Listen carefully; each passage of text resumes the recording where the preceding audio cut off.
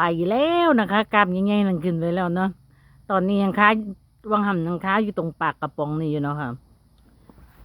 ขึ้นไปแล้วขึ้นไปแล้วนะคะ ดูเขาช่วยกันนะ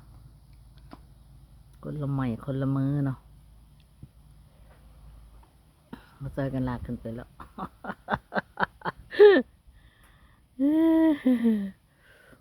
อันนี้หนวดกุ้งนะคะ กุ้งภูเขาเด้อค่ะกล้ามใหญ่ขึ้นไปทั้งต้นลินจีของเฮานั่นเองเนาะซอยกันคนละไม้ละมือ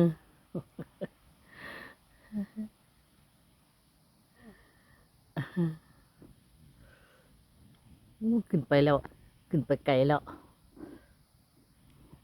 นั่นหนวดหนึ่งเนาะค่ะอันนี้กล้ามใหญ่เนาะกับหนวด